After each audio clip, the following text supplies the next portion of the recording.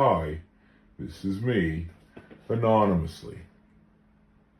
Now that I look back, I understand why she was so upset about that text message and the fact that Tiffany was in the city that we had moved to. I'm sure that dug up some really deep old wounds from her experience earlier in the year.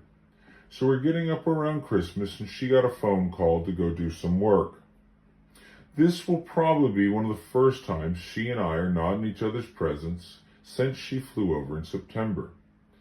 So she hopped in the car and goes off to do her job, which was great because now I got to walk down to a store that I had a Christmas present custom made for her. So I go down to the store, I grab her a Christmas present, I spend the last little money I have on her gift.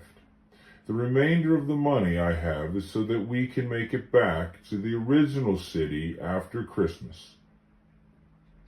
Now, this is the first time I've ever experienced being around someone that could create a scenario in their head that never actually happened, but they are convinced of it, and they are so convinced of it that they have now made themselves 100% believe that it happened. At some point after that night, Marla got it in her head that I went down and met with Tiffany somewhere. That was the one night we were alone. She was doing her thing and I was doing mine, and she swore up and down that I went and met Tiffany somewhere, and we had some romantic getaway that night.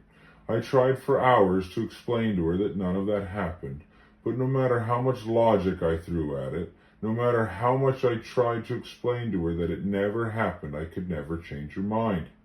I can tell you with absolute certainty, I never met Tiffany that night or any other night.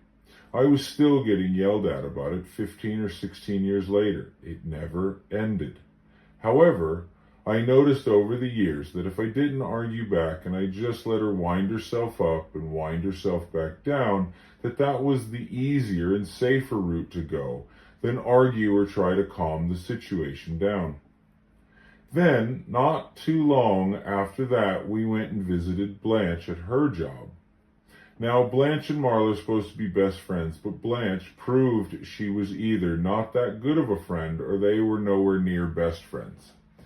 At some point in the night, Marla wasn't looking. Blanche stood in front of me and pulled up her skirt to show me that she had no underwear on. Then she unbuttoned her shirt enough to show me what she had up top, and then tried to sit in my lap.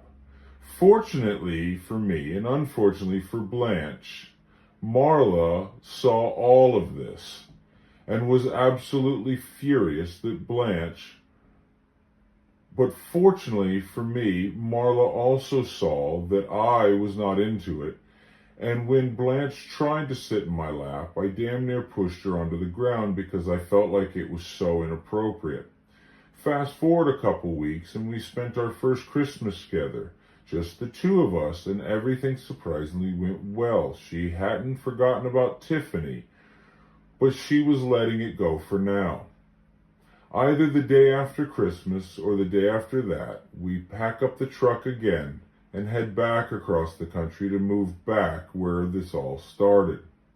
So we're on our way to the house that we left behind for New Year's, and then I had been offered a job in another state and we were going to move down there after New Year's. The journey back was pretty uneventful, thankfully. No transmission issues or anything else, and we made it across country in probably about 2 or 3 days. So we hang out with our old roommates, and it's good to be around them again.